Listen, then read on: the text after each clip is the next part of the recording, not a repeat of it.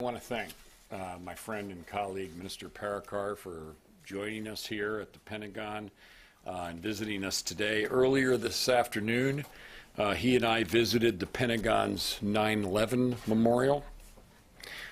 15 years ago this week, our DoD community lost so many friends and colleagues, and our nation lost too many fathers and mothers, and brothers and sisters, sons and daughters. Unfortunately, I know also that the Indian Air Force recently experienced a tragedy of its own when one of its aircraft disappeared last month with nearly 30 people on board. On behalf of the men and women of the Defense Department, I offer our thoughts and our prayers for those missing and their families. And I thank Mr. Minister, you, for taking the time to come out to our memorial, even as Prime Minister Modi, when he was here in Washington not long ago, came to Arlington National Cemetery. It means a great deal to us and is reflective of the shared values which underlie our important relationship. Now, even before today's very productive discussion, which was our 6th meeting since I became Secretary of Defense, I'd already spent more time with Minister Parrikar than I have with any other defense counterpart anywhere in the world. And there are 2 reasons for that. One is Minister Parrikar himself. He's a strong and effective leader. He's an innovator. He's a great partner and a true friend. He's already had a very busy trip to the United States, meeting with our teams from the Defense Innovation Unit Experimental, Cyber Command, DARPA, the Air Force, and others.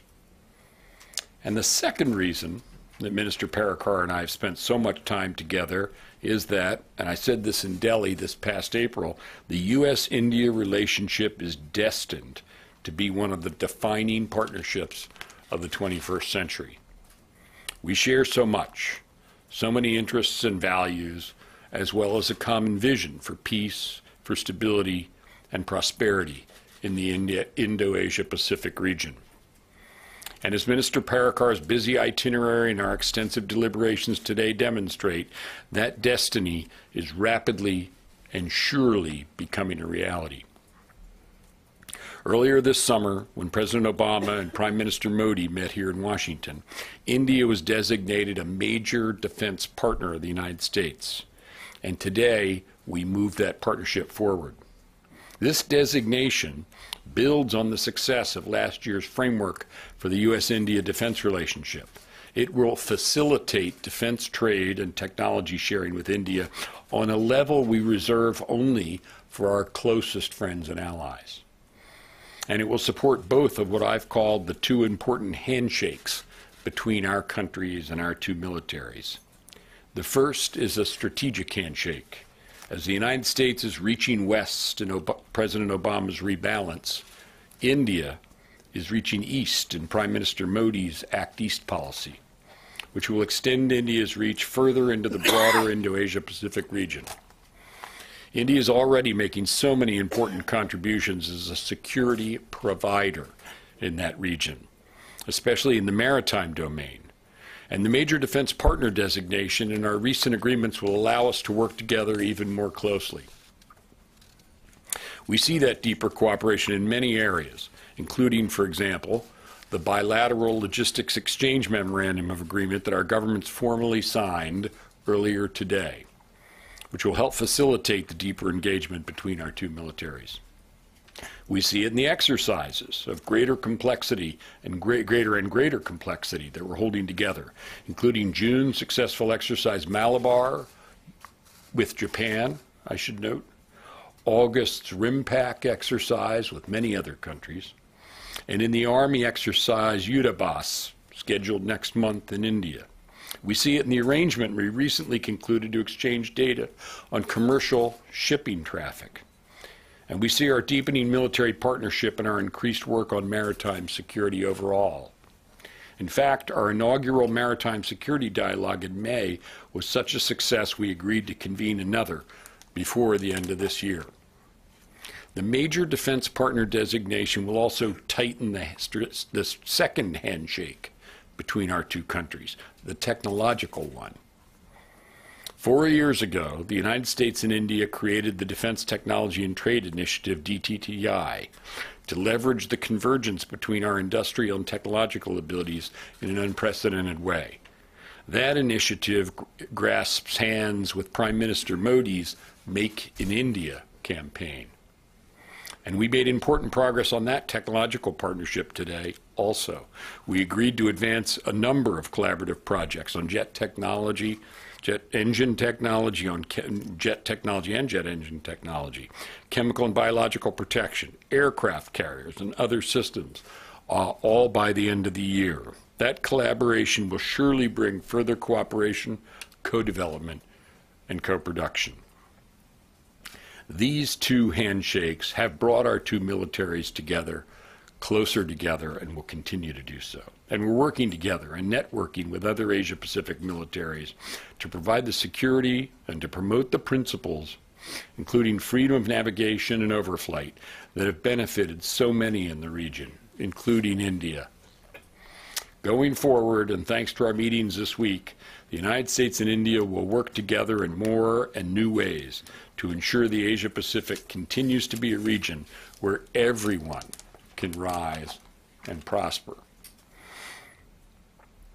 Before I turn it over to Minister Parrikar, I have to say that I've been working on the U.S.-India defense relationship for several years now.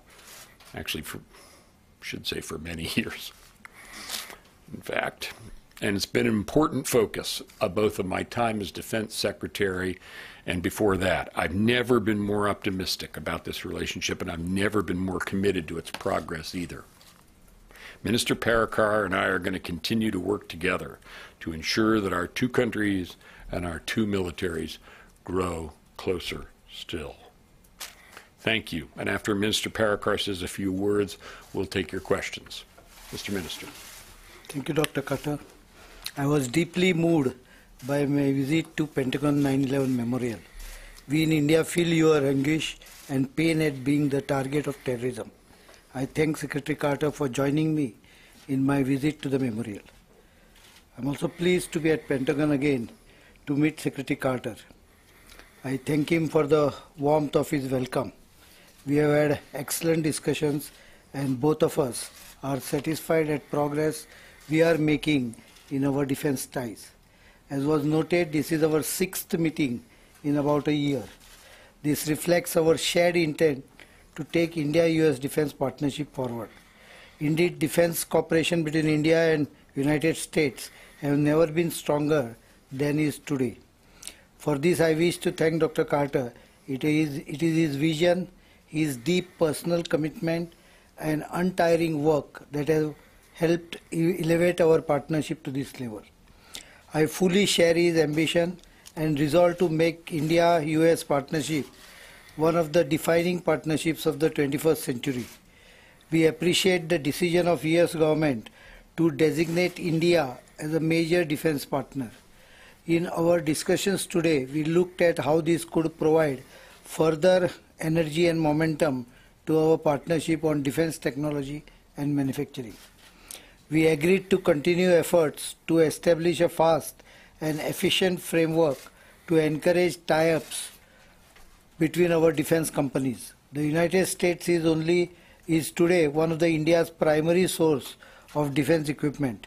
The US has shared some of its cutting-edge platforms with India. We would like to take this forward through greater collaborative projects spanning even higher level of technology and through cooperation in manufacturing ventures. The DTTI, of which Secretary Carter is both founder and architect, met last month in Delhi. We decided to significantly expand the scope of its activities and the quality of exchange in DTTI. I am confident that we will be able to develop workable models of engagement covering newer areas even as we take forward ongoing collaborations in DTTI framework. The partnership between our armed forces has grown from strength to strength. The Indian Armed Forces deeply appreciate the strong capabilities of US military and value their engagement with their US colleagues. Today, India has more cooperative activities with the US military than any other country. Over the past few months, our air forces have jointly exercised in Red Flag. You forgot. Good. As have our navies in Rimpak and Malabar. The Army exercise Yuddha Abhyas is to be held shortly. Our decision to sign the Manohar today has made it easier for our armed forces to carry out joint activities such as training and exercise as well as HADR missions. Our engagement on maritime security is developing well. India and the United States have a shared interest in freedom of navigation and overflight and unimpeded commerce as part of rule-based order in Indo-Pacific. Our officials met in May 2016 for the inaugural Maritime Security Dialogue. We have tasked them to meet more regularly as we implement the joint strategic vision. The signing of White Shipping Agreement and the information exchange arrangement on aircraft carrier recently underlines our desire to work closely together in the maritime domain. Today we decided to further enhance our engagement on maritime domain awareness. We also resolved to continue our cooperation on counter-terrorism. India and United States are fellow democracies. Our open and diverse societies are committed to peace. However, as the United States has shown, there can be no compromise when we are faced with terrorism. The forces that seek to undermine our progress and our ways of life require a comprehensive and robust response. We appreciate the support from United States in our efforts to eliminate terrorism in India's neighborhood. Secretary Carter and I agreed that countering terrorism is an important shared objective. The partnership between India and United States is driven by our shared values and interests. This was underlined by the warmth and the enthusiasm with which the US Congress received Prime Minister Sri Narendra Modi in June this year. Even as we meet in Washington today, the US Secretary of State and the US Commerce Secretary are in Delhi jointly meeting their Indian counterparts to take forward our strategic and commercial partnership. India is one of the fastest growing economies in the world. Recently, we have further liberalized our policies on foreign investment, including in the defense sector, where up to 100% FDI is now permitted. We have also given a major reforms push to the tax system with progress on GST. Combined with many flagship initiatives of Prime Minister, including on ease of doing business, this makes India one of the most attractive global business destinations. I wish to invite US industry with your support, including the defense industry, to be part of this new journey of hope and transformation in India. I am delighted to have had another opportunity to work together with Secretary Carter in taking our bilateral defense partnership to even greater heights. I look forward to continuing my discussions with him in coming days to advance our shared objectives of peace, prosperity and progress. Thank you. Thank you. Secretary and the Minister have time for 3 questions. We'll begin with Bob Burns of the Associated Press. Good afternoon. Mr. Secretary, a question for you about Syria. The recent developments with Turkey intervening in northern Syria, your press secretary put out a statement this morning saying that these clashes that Turk forces are involved in with the Syrian Kurds, who are, of course, supported by the United States, has become an unacceptable development, and it's deeply concerning to you. Have you spoken directly to your Turkish counterparts about these latest developments? And also, could you say whether by intervening in this way against the Kurds, the Syrian Kurds, have the Turks actually, are they actually hindering the fight against the Islamic State and turning this into a quagmire? Well, thanks, Bob. I mean, first, we very much appreciate the efforts of both partners, Turkey and the Syrian Defense Forces, in the fight against ISIL. They've both made material contributions. We've worked with both of them, and all of our interactions are intended to keep that going. So yes, we have called upon Turkey to not to stick stay focused on the fight against ISIL and not to engage Syrian Defense Forces. And we've had a number of contacts over the last several days, including, very importantly, the chairman spoke to his counterpart just yesterday. And I'll actually be meeting with my counterpart face-to-face next week in Europe. And there have been other contacts as well at all levels, emphasizing, first of all, take Turkey to Turkey, that the United States was very supportive and is very supportive of their general counter-ISIL activities and everything they did to secure the area between the border and Jarablus and then westward, but not south of Jarablus, nor to engage the Syrian Defense Forces. And as far as the YPG portion of the Syrian Defense Forces is concerned, to maintain their understanding, which they have with us, and to continue to implement that understanding, to withdraw their forces east of the Euphrates. And that would be, they are doing that, yes, but that's the understanding we have with them, and we want to make sure that they continue that commitment. So we've called on both sides to not fight with one another, to continue to focus the fight on ISIL. That's the basis of our cooperation with both of them, and specifically not to engage one another, and to retain those geographic commitments that they've made. So that's the basis of our understandings with both of them, and the basis of all of our contacts and conversations with them, Bob. Next question is Lalit from the Press Trust of India. Thank you, Mr. Secretary. As you said in your opening remarks, this June, U.S. designated India as a major defensive partner.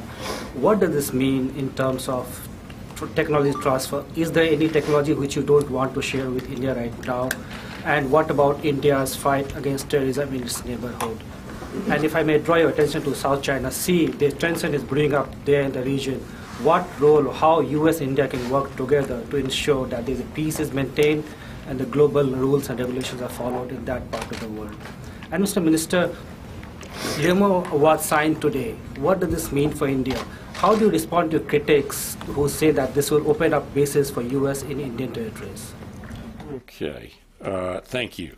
Well, first of all, with respect to the Major Defense Partnership Agreement, that is a very substantial change. It's an enormous change from 50 years of history, and a very substantial advance over just a few months ago. And here's the gist of it. It will allow the United States and India to cooperate, which, speaking from the U.S. point of view, in a way that we do only with our closest and most long-standing allies. That's a very big change. Now, what the specifics of that, one of the things I was able to tell Mr. Parrikar today is that the Indian government sent us, before our meeting today, a very lengthy, detailed, and we thought very constructive paper about how to implement the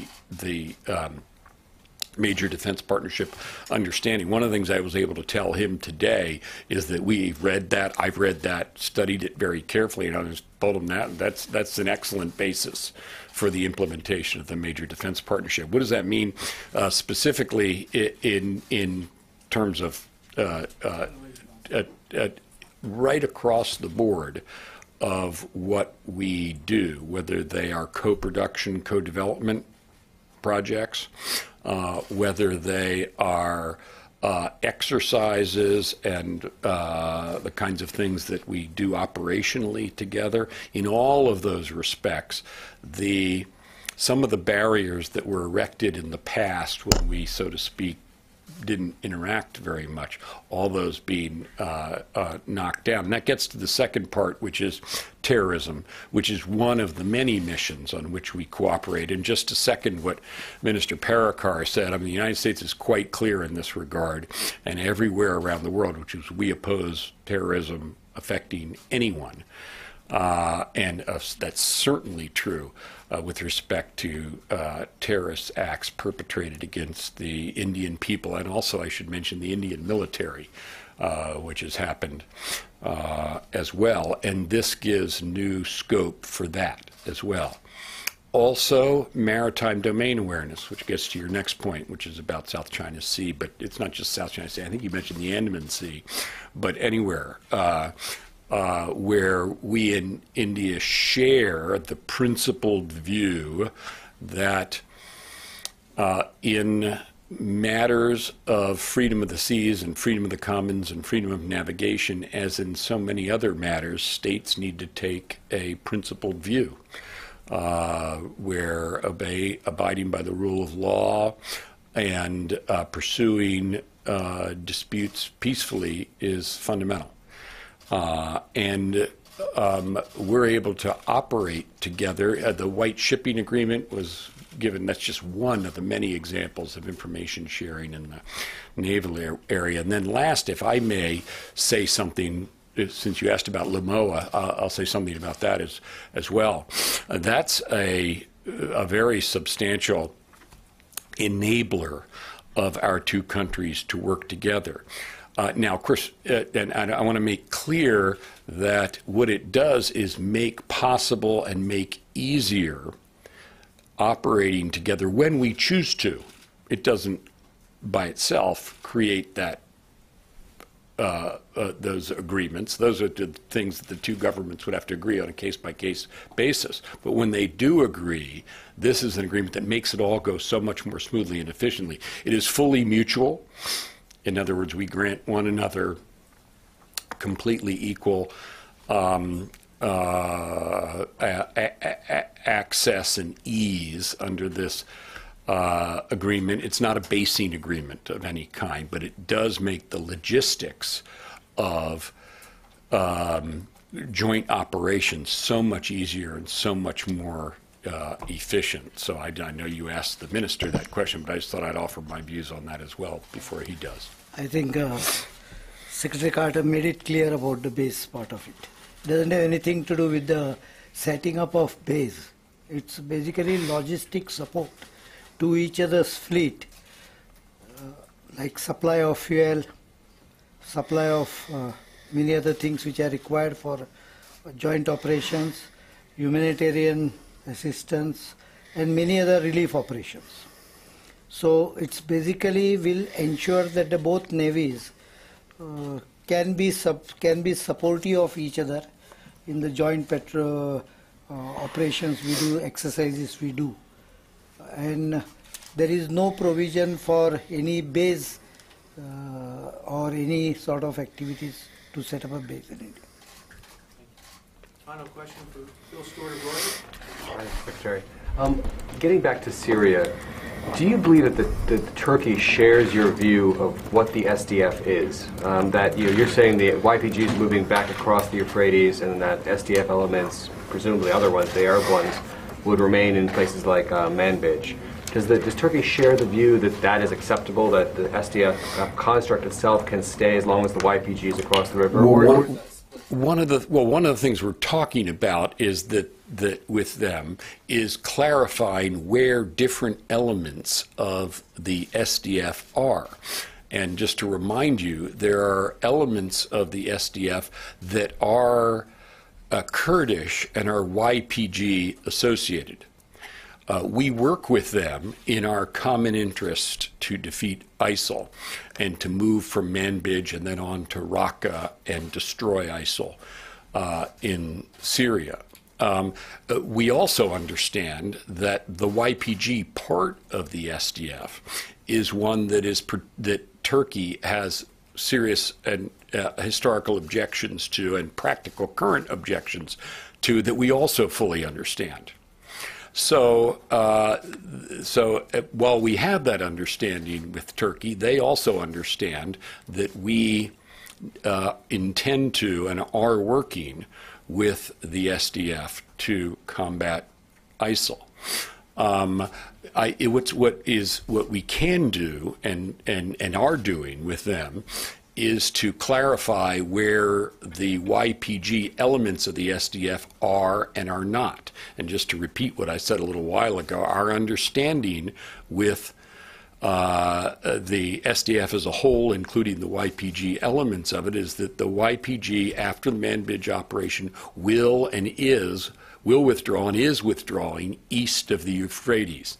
That will naturally separate them from Turkish forces that are heading down in Jarablus area, and provided Turkish forces stay where they are, which is securing, another thing we fully support, they're securing their own border north of the Jarablus area. They shouldn't come into conflict with one another. But we do understand that they have historical differences with one another, but American interests are quite clear.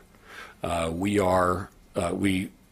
like they want to combat ISIL, and we're calling on them all now. Let's keep our priorities clear here, and helping them to deconflict, so to speak, on the battlefield.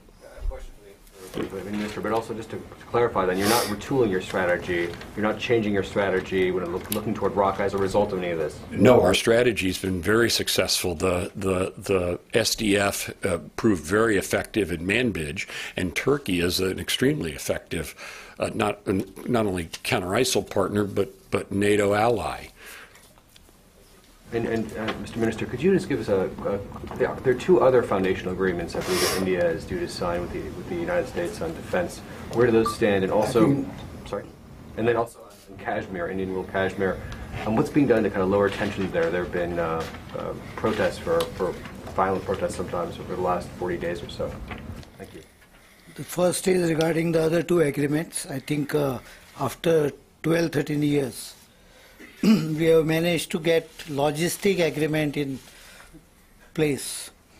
You could see the mistrust. The logistic agreement was being mixed up with setting up of bases. So let me get this logistic agreement in the public domain properly, explain to the people. Then we will definitely go into the other aspects. As far as Kashmir is concerned, I think the government of India has been very proactive. It's more of a violence which comes from across the border. And curfew, if you are aware, curfew is already being lifted. I think it is already lifted yesterday. Third or fourth all-party team is also going. We are not... Kashmir is actually having a government which is democratically elected, and the chief minister belongs to the valley. So I think you must have seen her press conference expressing that few small percentage is holding the majority at ransom. Thank you, Mr. Minister. Thank you, Mr. Secretary. Thank you all. Good to see everyone. And thank you, Mr. Minister, as always. Thank you.